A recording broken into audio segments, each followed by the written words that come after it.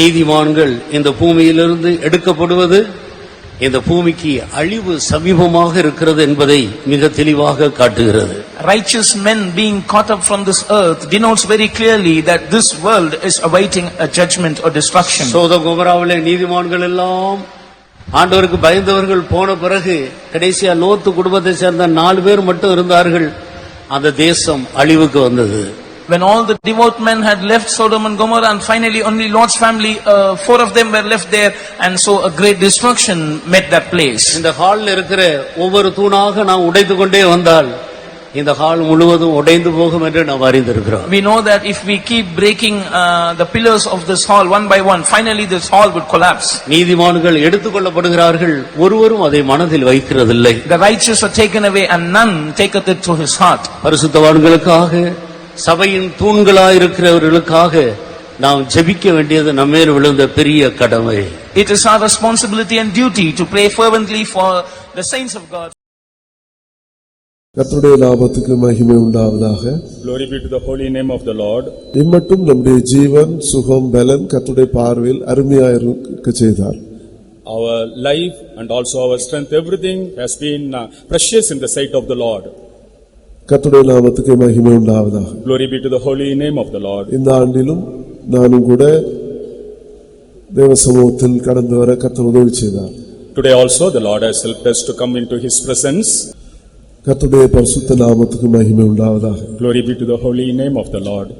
இந்த நாட்களிலும் அநேகர் எடுத்துக்கொள்ளப்படுகிறதை நாம் காண்கிறோம். Today also we see many being taken away.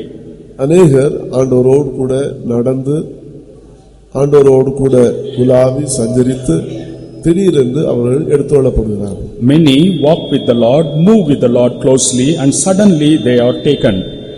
நாம் ஒவ்வொருவரும் அதே வாஞ்சையால் நிறைந்தவர்களாய் காணப்படுகிறோம். And we also should be filled with the same desire. கர்த்தருடைய வருகையில் நாம் எடுத்துக்கொள்ளப்பட வேண்டும் என்ற மிகுந்த வாஞ்சை ஆவலுடையவர்களாய் நாம் இருக்கிறோம். And we have the desire to be caught up in the coming of the Lord also. நம்மை அழைத்த தேவன் அவர் நம்மை இம்மட்டும் ஜெயத்தோடு நடத்தி வந்திருக்கிறார். The Lord who has called us has so far led us victoriously. நம்மை அழைத்து நம்மை இரட்சித்து நம்மை அபிஷேகித்தவருடைய நோக்கம் நாம் அவரோடும் அவர் நம்மோடும் உலாவி உறவாடி ஜீவிக்க வேண்டும் என்பதுதான். The intention of Lord to call us and to anoint us is we should walk with him and should live with him. இந்த ஏனோக்கு ஒரு சாதாரண தேவனுடைய மனுஷன், அவன் தேவனோடு கூட சஞ்சரிக்கக்கூடிய ஒரு மேன்மை பெற்றவனாக அவன் காணப்பட்டான். Enoch was an ordinary man, but he had an opportunity and privilege to walk with God. தேவன் அவனை எடுத்துக்கொண்டார். And the Lord took him. எடுத்துக்கொள்ளப்படுகிற ஒரு அனுபவம் நமக்கும் அவசியமாயிருக்கிறது. The experience of being taken is essential for us. கர்த்தர் நம்மை எடுத்துக்கொள்ள வேண்டுமானால் நாம் ஒரு விலையேறப்பட்ட மனுஷராய் மாற வேண்டும். If God has to take us, we also should be precious people. நம்மை தேவன் ரட்சித்தார், தேவன் நம்மை அபிஷேகித்தார், நாம் இதனால் ஒரு விலையேறப்பட்ட மனுஷர்கள் தான். And the Lord has called us and anointed us, and we are of course precious people. ஒரு சாதாரண மனிதன் தேவனோடு கூட சஞ்சரிக்க வேண்டும் என்றால் அது எல்லா மனுஷராலும் கூடாது. To walk with the Lord, it's not possible for all people. தேவன் தெரிந்து கொண்ட மனுஷர்கள் பாக்கியவான்கள். Those who are chosen by the Lord are blessed people. தேவனால் தெரிந்தெடுக்கப்பட்ட மனுஷர்கள் பரிசுத்தவான்கள். Those who are chosen by the Lord are holy ones. பரிசுத்தவான்கள் மட்டுமே தேவனோடு கூட சஞ்சரிக்க முடியும். Only saints can walk with God. Hallelujah. Hallelujah. Hallelujah. Hallelujah. Hallelujah. Hallelujah. கர்த்தர் ஸ்தோத்திரம். Praise the Lord. 24ஆம் சங்கீதம் 3-4 வசனங்களை வாசி. Psalms 24 verse 3 and 4. யார் கர்த்தருடைய பர்வதத்தில் ஏறுவான்? யார் அவருடைய பரிசுத்த ஸ்தலத்தில் நிலைத்திருப்பான்? கைகளில் சுத்தமுள்ளவனும் இருதயத்தில் மாசில்லாதவனுமாயிருந்து தன் ஆத்துமாவை மாயைக்கு ஒப்புக்கொடாமலும் கபடாய் ஆணையிடாமலும் இருக்கிறவனே. Who shall ascend into the hill of the Lord, or who shall stand in his holy place? He that hath clean hands and a pure heart, who hath not lifted up his soul unto vanity, nor sown deceitfully. கர்த்தர் ஸ்தோத்திரம். யார் கர்த்தருடைய பரிசுத்தத்தில் ஏறுவான், யார் அவருடைய கூடாரத்தில் வாசம் பண்ணுவான்? Who shall ascend the hill of the Lord, and who shall stand in his holy place? அதுக்கு பதில் கீழே அந்த வசனம் சொல்லப்பட்டிருக்கு, கையில் சுத்தமுள்ளவன் இருதயத்தில் மாசில்லாதவனுமாய் இருந்து. In the below verse, answer is given, he that hath clean hands and a pure heart. தன் ஆத்துமாவை மாய்க்கு ஒப்பு கொடுக்க கூடாது, He must not lift up his soul into vanity, கபட ஆணையிடக்கூடாது. nor swear deceitfully. ஆனால் 15ஆம் சங்கீதம் 2ஆம் வசனம் வாசிக்கும் போது When we read Psalm 15 verse 2, உத்தமனாய் நடந்து நீதியை நடப்பித்து மனதார சத்தியத்தை பேசுகிறவன் தானே. He that walketh uprightly and worketh righteousness and speaketh the truth in his heart. 15:1 யார் உம்முடைய கூடாரத்தில் தங்குவான், யார் உம்முடைய பரிசுத்தத்தில் வாசம் பண்ணுவான்? 15:1, Lord, who shall abide in thy tabernacle? Who shall dwell in thy holy place? அங்கே சுருக்கமாக சொல்ல, உத்தமமாய் நடந்து நீதியை நடைபெற்று மனதார சத்தியத்தை பேசுகிறவன் தானே. Here it's told briefly, he that walketh uprightly and worketh righteousness and speaketh the truth in his heart. யார் பரிசுத்த பர்வதத்தில் ஏறுவார்? Who will climb the holy hill of the Lord? யார் கர்த்தருடைய வருகையிலே மறுரூபமாக்கப்பட முடியும், எடுத்துக்கொள்ளப்பட முடியும்? Who can be transformed or caught up at the coming of the Lord? யார் அந்த பரிசுத்த பர்வத கூடாரத்தில் வாசம் பண்ணுவான், நித்தியத்திலே யார் ஆளுகை செய்ய முடியும்? Who can abide in the holy tabernacle, or who can reign in eternity?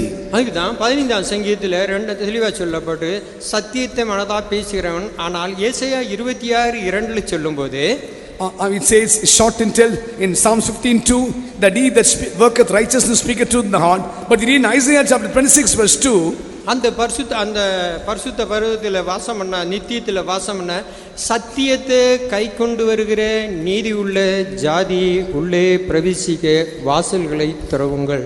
open ye the gates, that righteous nation which keepeth the truth may enter in. ஆனால் அப்படிங்களா அருமையானே, நாம் கர்த்தருடைய வரியில் அந்த ராஜ்யத்துக்குள்ளே போக வேண்டுமானால் 2 காரியம் செய்ய வேணும். ஒன்று, சத்தியத்தின்படி ஜீவிக்க வேண்டாம். Beloved, for we to be caught up at the coming of the Lord, to go to the eternal kingdom, one first thing, we must live according to the truth. ஆனால் உத்தமனாய் நடந்துன்னு சொல்லப்பட்டிருக்கு. It says walking uprightly. இயேசு கிறிஸ்து சொல்லும்போது, உண்மையும் உத்தமமான ஊழியக்காரனே, உன்னுடைய எஜமானுடைய சந்தோஷத்தில் நீ பிரவேசி. Jesus told, good and faithful servant, enter into the joy of thy master. வாசிப்போம். மத்தேயு 25:21. Matthew 25:21. அவனுடைய எஜமான் அவனை நோக்கி, நல்லது உத்தமும் உண்மையும் உள்ள ஊழியக்காரனே, கொஞ்சத்திலே உண்மையாயிருந்தால் அநேகத்தின் மேல் உன்னை அதிகாரியாக வைப்பேன், உன் எஜமானுடைய சந்தோஷத்திற்குள் பிரவேசி என்றான். His Lord said unto him, well done, thou good and faithful servant. Thou hast been faithful over a few things. I will make thee ruler over many things. Enter thou into the joy of thy Lord. கர்த்தருடைய வரியிலே நீ சத்தியத்தை கை கொண்டு வரணும். இங்க உண்மையும் உத்தமம்னு சொல்லப்பட்டிருக்கு. அங்க தாளந்த 5 தாளந்த 10 தாளந்தங்களாக பிரயோஜனப்படுத்தன பற்றி சொல்லப்பட்டிருக்கிறது. Here it says, he that walketh uprightly keepeth the truth. Another place it says, the given talents must be used faithfully. அது தாளந்த் சொன்னால் பரிசுத்தாய் பெற்ற நாம், பரிசுத்தாயுடைய வரங்கள், நம்முடைய தீர்க்க தரிசனங்கள், அபிஷேகங்கள், இதன் மூலமாக ஒரு ஊழியம் நமக்கு உண்டு. Talents means by the anointing, by the spiritual gifts, we have a ministry in the church.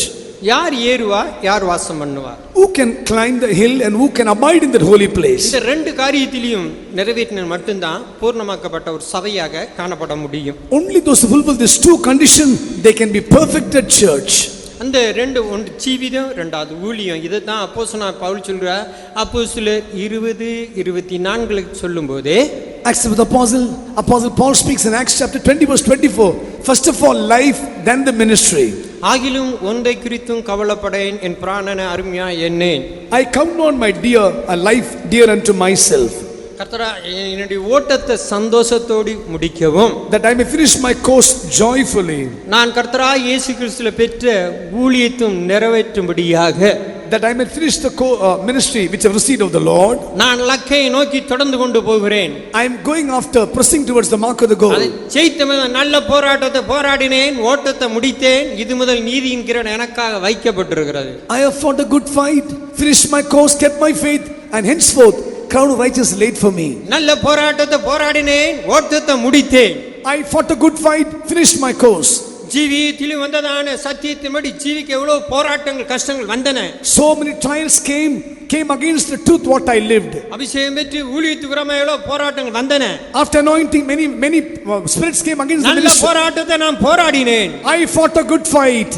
மனசாட்சியோடு தைரியமா சொல்கிறார். With conscience boldness he says, நான் தேகத்தை விட்டு பிரிந்து போக ஆசையா இருக்கிறேன். I desire to leave this body and be present there. இப்பொழுது கர்த்தர் வந்தாலும் போக முடியுங்கிற நல்ல மனசாட்சியோட தைரியத்தோட சொல்கிறார். Even now Jesus comes, he says, I can boldly say I'm able to go to the Lord. ஒரு கிறிஸ்துவ ஜீவியத்துக்கு ஒன்று ஜீவிதம், இரண்டாவது நம்முடைய ஊழியங்கள். Christian life, first of all your life, secondly the ministry. இந்த ரெண்டு பகுதியிலும் நிறைவேற்றினா மட்டும்தான் அங்க போக முடியும். Only if you fulfill both this part you can be there. கர்த்தருக்கு ஸ்தோத்திரம். Praise the Lord. வேதம் சொல்லுகிறது மனுஷன் சிருஷ்டிக்கப்பட்ட நாளிலே எவ்வளவாய் ஆசீர்வதிக்கப்பட்டிருந்தான் என்று சொல்லுகிறது. Word of God says on the day in which man was created, how much he was blessed. ஆதியாகமம் 1ஆம் அதிகாரம் 7ஆம் வசனத்திலே நாம் எப்படி வாசிக்கிறோம்? In Genesis chapter 3 verse 7 we read like this. தேவனாகிய கர்த்தர் மனுஷனை பூமியின் மண்ணினாலே உருவாக்கி ஜீவ சுவாசத்தை அவன் நாசியிலே ஊதினார். And God Lord had created this man and he put the breath upon his nostrils. அவன் ஜீவாத்துமாவானான். And he became a living soul. அவன் சரீரத்திலே மட்டும் உயிர் உள்ளவனாக அல்ல, அவனுக்குள்ளே ஒரு ஆத்துமா இருக்கிறது. அந்த ஆத்துமா ஜீவாத்துமாவாக மாறிற்று. Not only he was living in his physical body, but there was a soul inside his body. It got life. இன்றைக்கு மனுஷன் சரீரத்தில் இருக்கிறதான உயிருக்காக தான் அதிக கவலைப்படுகிறார். But today man is much worried about this body. எவ்வளவு வியாதி வந்தாலும் அதற்காக எவ்வளவு பணத்தையும் செலவிட மனுஷன் ஆயத்தமா இருக்கிறார். Man is ready to spend huge money for his health. இந்த சரீரத்தில் எந்த விதமான நோய்களோ பலவீனங்களோ தாக்க கூடாதபடிக்கு இரவும் பகலும் பயிற்சிக்கிறான், பிராக்டிஸ் பண்ற அதிகமான அந்த பயிற்சியை மேற்கொள்கிறார். For day and night he is making many practices and exercises that this body may be free from any sickness. ஆனாலும் இந்த சரீரத்தை விட்டு உயிர் ஒரு நாள் பிரிந்து போகத்தான் வேண்டும். But one day the life has to be separated from this body. இந்த சரீரத்திலே மரித்து போகாதபடிக்கு இந்த சரீரத்திலே என்றென்றைக்கும் ஜீவித்திருக்கக்கூடிய மருந்த மனுஷன் இதுவரை கண்டுபிடிக்கவில்லை. Man has not found out the medicine that he may live in this body forever. ஆனால் வேதாகமம் சொல்லுகிறது, But the word of God says, சரீரத்திலே செத்து போனாலும் இந்த சரீரம் மகிமையான சரீரமாக உயிரோடு எழும்புகிறதை குறித்து வேதம் தெளிவாய் சொல்லுகிறது. Word of God very clearly speaks about the resurrection of this body even after its death. இந்த சரீரம் அழிந்து போகும்படியாக சிருஷ்டிக்கப்பட்ட சரீரம் அல்ல. This body has not been created for destruction. மனுஷனை தேவன் சிருஷ்டித்த போது அவன் தேவ சாயலாக இருந்தான். When God created the man, he was in the image of God. தேவனை போல ரூபமுடையவனாக இருந்தான். He had the likeness of God. தேவனுடைய அதே மகிமையுடையவனாக இருந்தான். He had the same glory of God. தேவனோடு நெருங்கிய ஐக்கியமுடையவனாக இருந்தான். He had a close communion with God. தேவன் அவனுக்கு அதிகாரத்தை கொடுத்திருந்தார். God has given them the dominion. சகலவற்றின் மேலும் பூமியில் இருக்கிற அத்தனை எல்லாவற்றின் மேலும் அவனுக்கு ஆளுகையை கொடுத்திருந்தார். And God has given the dominion over all the things of this world. ஒரு பெரிய ராஜாவை போல மனுஷன் இருந்தான். And man was like a great king. தேவன் மனுஷனுக்கு கொடுக்கிற எல்லா ஆசீர்வாதங்களும் அருமையானவர்களே ஒரு நிபந்தனையின் பேரில் மாத்திரம். Beloved, all the blessings of the Lord upon man are behind a condition. அந்த அவனுக்கு கொடுக்கப்பட்ட நிபந்தனை என்ன? What was the condition given unto him? சிருஷ்டித்ததான அந்த மனுஷனை கொண்டு போய் கர்த்தர் ஏதேன் என்கிற தோட்டத்தில் வைத்திருந்தார். The Lord took this creation and he kept him in the garden of Eden. அங்கே ஒரு விருட்சத்தின் கனியை புசிக்க கூடாது என்று அவர் விலக்கினார். God has made him to come away from the fruit of a particular tree. அது தோட்டத்தின் நடுவில் இருந்த விருட்சம். And that tree was in the midst of the garden. நன்மை தீமை அறியத்தக்கதான விருட்சம். And that was the fruit of the good and evil. இந்த விருட்சத்தின் கனியை நீ புசியாதே என்று கட்டளையிட்டார். God has commanded him that you should not eat it. ஆம், சாத்தானோ அவனை தூண்டி அதை புசிக்க செய்தான். But Satan provoked him to eat that fruit. மனுஷன் சாத்தானுடைய தூண்டுதலுக்கு ஆளாக்கப்பட்டு கீழ்ப்படிந்து விட்டார். And man obeyed the provoking of Satan and he did that sin. அங்குதான் மனுஷன் தேவனுடைய அன்பை சந்தேகித்தான். Only in that place man doubted the love of God. தேவன் கொடுத்திருக்கிற கட்டளைகள் அன்பின் கட்டளை என்பதை அவன் அவன் விசுவாசிக்க முடியாதவனாக சந்தேகப்பட்டான். He doubted the commandments of the God. That was love that he could not believe, but he doubted. தேவனுடைய வார்த்தையை நேசிக்கிறதை விட சாத்தானுடைய வார்த்தையை அவன் நேசிக்க ஆரம்பித்து விட்டான். More than believing the words of God, he started to believe. He started to put his trust upon the words of Satan. சாத்தானுடைய வார்த்தையை அவன் நேசித்து எப்பொழுது அந்த வார்த்தைக்கு கீழ்ப்படிந்து அந்த கனியை புசித்தானோ அன்றைக்கே அவன் சகல நன்மைகளையும் இழந்து போய்விட்டான். The moment he loved the words of Satan and the moment he obeyed the words of Satan, from that moment he lost all the blessings of நீ God. இதை புசிக்கிற நாளிலே சாகவே சாவா என்று தேவனாகிய கர்த்தர் சொல்லியிருந்தார். Lord the God had told him that the day you eat this fruit, you shall die. 930 வருஷம் அவன் ஜீவித்தான். He lived for 930 years. உயிரோடு இருந்தான். He lived. ஆனாலும் தேவன் சொன்னதான சாவு சரீரத்தில் அல்ல, அது ஆத்துமாவிலே உண்டாகிவிட்டது. But the death which God had appointed him not in the body but happened in the soul. ஜீவ ஆத்துமா செத்த ஆத்துமாவாய் மாறிவிட்டது. The living soul, but now it is dead. மனுஷன் உயிரோடு இருந்தாலும் ஆத்துமாவிலே செத்தவனாய் போய்விட்டான். Though man was living in his body, he was found dead in his soul. அன்றையிலிருந்து இன்றைய வரையிலேயும் ஆதாமின் சந்ததியாகிய மனக்குலமானது ஆத்துமாவிலே பாவத்தின் நிமித்தமாய் அக்கிரமத்தின் நிமித்தமாய் செத்ததாய் இருக்கிறது. Right from that day onwards, the people of this world, the seed of Adam, had been found dead in the soul. எபேசியர் 2:1 நாம் படிக்கிறோம், அக்கிரமங்களினாலும் பாவங்களினாலும் மரித்தவர்களாய் இருந்த உங்களை என்று சொல்லுகிறது. In Ephesians chapter 2 verse 1 we read like this, you who are dead because of sins and iniquities. அக்கிரமங்களும் பாவங்களும் இன்றைக்கு மனுஷனுடைய ஆத்துமாவை மரணத்துக்குள்ளாக்குகிறது. The trespasses and the sins and the iniquities are making a man to be found in the death. மனுஷன் அந்த கட்டளையை மீறி பாவம் செய்த பொழுது அவன் தேவனை விட்டு பிரிந்து போய்விட்டான். When man trespassed the commandment and when he did sin, he got separated from God. பாவமானது மனுஷனுக்கும் தேவனுக்கும் மத்தியிலே பெரிய நடு சுவராய் நின்று விட்டது. And the sin had become a great wall in between man and God. அன்புள்ள தேவனை பாவமானது பிரித்து விட்டது. This sin had separated man from the loving God. மனுஷன் தேவனை தரிசிக்க முடியாதபடிக்கு மட்டுமல்ல, தேவன் அவனை தேடி வருகிற வேளையிலே அவன் பயத்துக்குள்ளானவனாய் மாறிவிட்டான். But now the man is fearful when God is coming in search of him. தேவன் தேடி வருகிறார். God is searching. மனுஷனை வைத்த இடத்துக்கு தேவன் மனுஷனை தேடி வருகிறார். God is coming to the place in which man was kept. மனுஷனோ பாவம் செய்த அந்த இடத்தை விட்டு ஓடி ஒளித்துக் கொண்டிருக்கிறார். Man did sin and he is now not in that place. அவர் அழைக்கிறார்.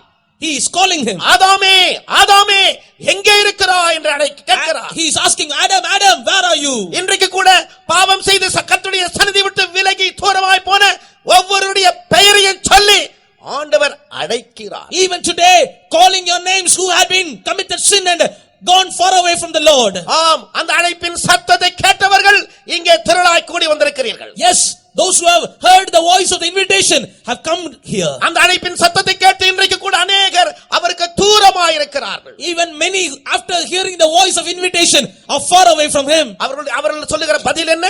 What was the reply? நான் பயந்து இருக்கிறேன். I am fearful. நான் பயந்து இருக்கிறேன். I am afraid. இயேசு வண்டிலே வர எனக்கு ஒரு பயம் இருக்கிறது. I am having a fear in me that I may come close to Jesus. எனக்கு ஒரு பயம் இருக்கிறது. I am afraid that I may come close to God. பாவம் மனுஷனுக்கு அந்த பயத்தை உண்டாக்கி விடுகிறது. This sin is creating a fear in the heart of a man. பாவம் மனுஷனுக்குள்ளே பயத்தை உண்டாக்குகிறது. The sin is creating a fear in the heart of a man. ஏனென்றால் மனுஷன் தேவனை நேசிக்கிறதை விட்டு அந்த அன்பில் இருந்தவன் விழுந்து விட்டான். Because man had slipped or fallen away from the love of God. அதனால் தான் வேதம் சொல்லுகிறது பூரண அன்பை பயத்தை புறம்பே தள்ளும் என்று சொல்லுகிறது. That is why the word of God says the perfect love will cast away the fear. மனுஷன் என்றைக்கு தேவனை நேசிக்க ஆரம்பிக்கிறானோ, தேவ அன்பை விலகிக் கொண்டு அவரை நேசிக்கிறானோ, அன்றைக்கு அவனுக்குள் இருக்கிறதான பயம் திகில் அவரை விட்டு விலகி போய்விடும். The day on which man starts to love God, from that day on which the fear will be taken away from him. மனுஷன் பாவம் செய்தபோது ஆத்துமாவிலே செத்து போனான். When man committed sin, he was found dead in his soul. கூட பாவியான மனுஷன், பாவத்திலே இருக்கிற மனுஷன் சரீரத்திலே உயிரோடு இருந்தாலும் ஆத்துமாவிலே செத்தவனாய் இருக்கிறான். Even today, man who had committed sin, even though he is living in his body, but he is found dead in his soul.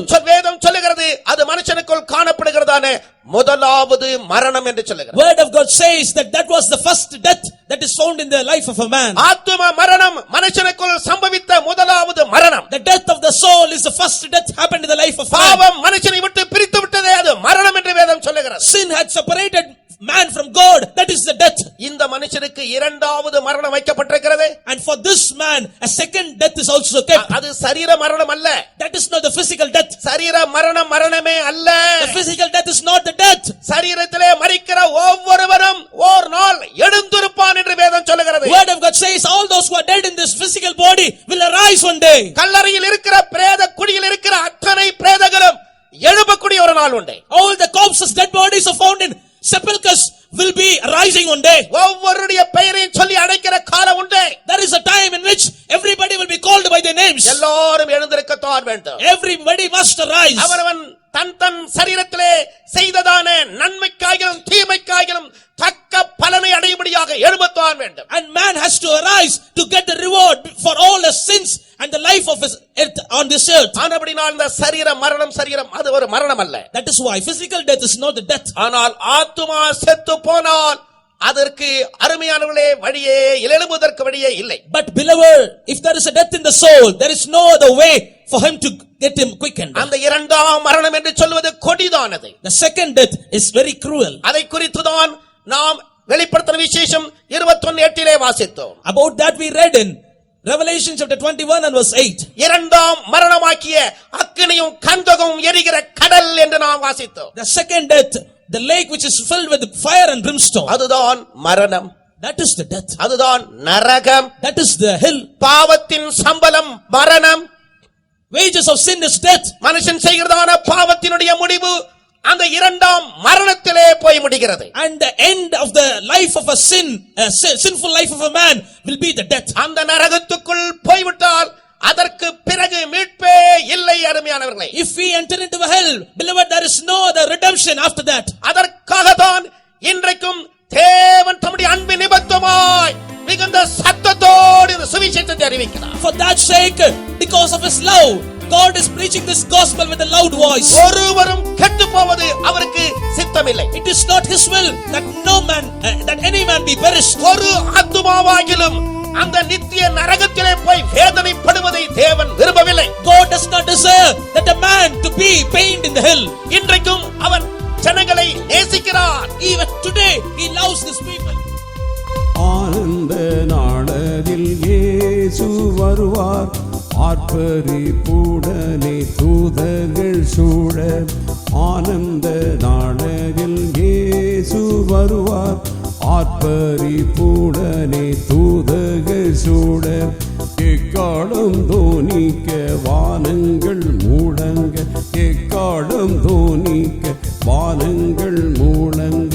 ஏகிடு வாசுத்தர் இயேசுவுடன், ஏகிடு வாசுத்தர் இயேசுவுடன். ஆனந்த நாளதில் இயேசு வருவார்.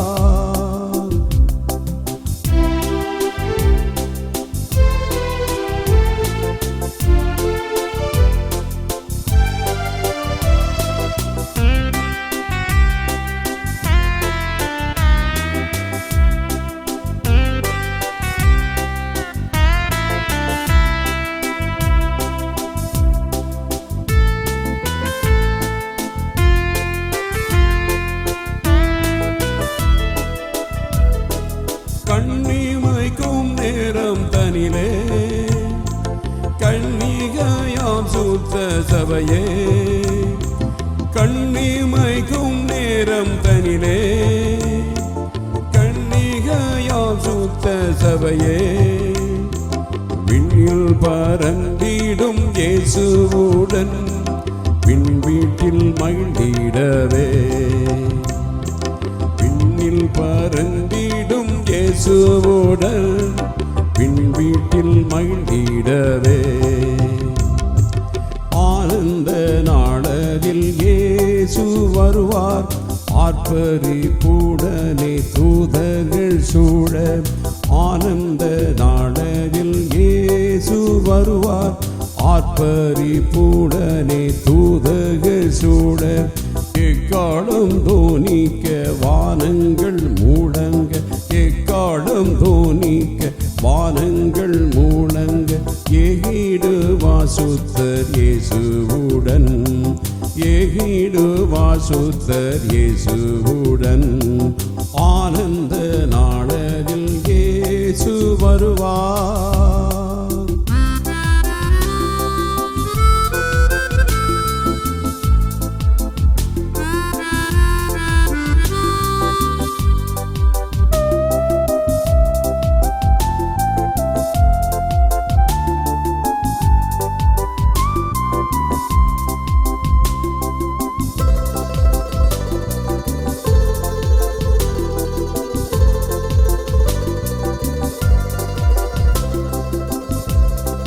மன்னதில் உறங்கிடும் சுத்தர் மன்னதின் சாயலை களைந்தே.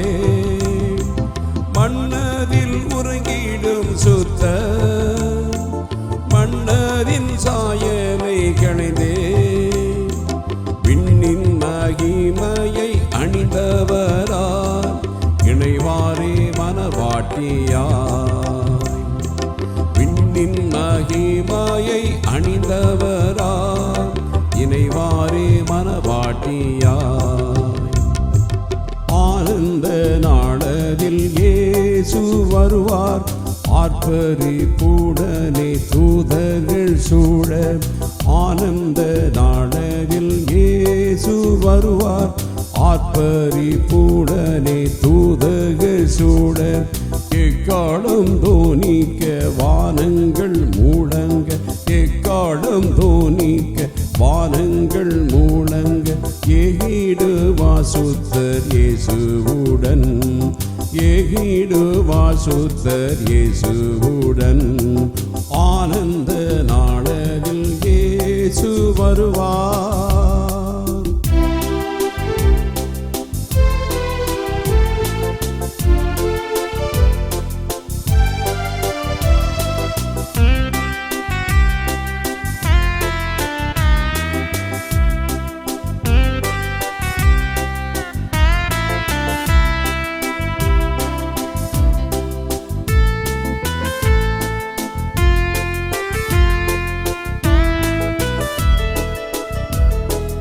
இன்னல்கள் யாவையும் வென்றே கண்விழிப்புடனே நிற்கும். இன்னல்கள் யாவையும் வென்றே கண்விழிப்புடனே நிற்கும். கண்மணியாம் திரு சபைக்காக மின்னல் போல் தோன்றிடுவார். கண்மணியாம் திரு சபைக்காக மின்னல் போல் தோன்றிடுவார். ஆனந்த நாளதில் இயேசு வருவார். ஆர்ப்பரிப்புடனே தூதர்கள் சூழ. ஆனந்த நாளதில் இயேசு வருவார். ஆர்ப்பரிப்புடனே தூதர்கள் சூழ. எக்காலம் தோனிக்க வானங்கள் மூடங்க. எக்காலம் தோனிக்க வானங்கள் மூடங்க. ஏகிடுவா சுத்தர் இயேசுவுடன். ஏகிடுவா சுத்தர் இயேசுவுடன். ஆனந்த நாளதில் இயேசு வருவார்.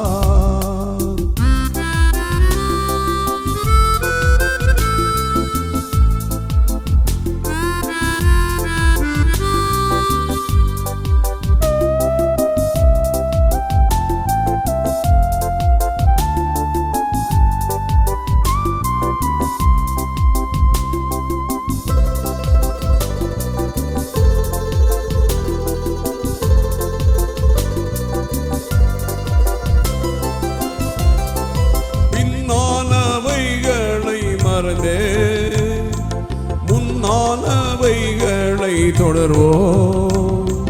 பின்னானவைகளை மறந்தே முன்னானவைகளை தொடர்வோம். உன்னத தேவனின் விருதினையே வென்றிட நாம் இறைவோம். உன்னத தேவனின் விருதினையே வென்றிட நாம் இறைவோம். ஆனந்த நாளதில் இயேசு வருவார். ஆர்ப்பரிப்புடனே தூதர்கள் சூழ. ஆனந்த நாளதில் இயேசு வருவார் ஆர்ப்பரிப்புடனே தூதர்கள் சூட எக்காலம் தோனிக்க வானங்கள் முழங்க எக்காலம் தோனிக்க வானங்கள் முழங்க ஏகிடு வாசுத்தர் இயேசுவுடன் ஏகிடு வாசுத்தர் இயேசுவுடன் ஆனந்த நாளில் இயேசு வருவார்.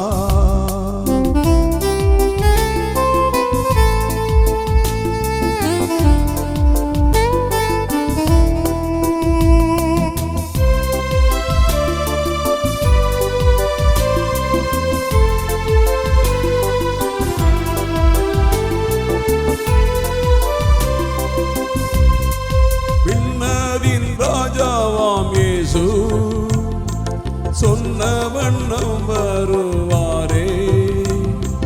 விண்ணதின் ராஜாவாம் இயேசு சொன்ன வண்ணம் வருவாரே.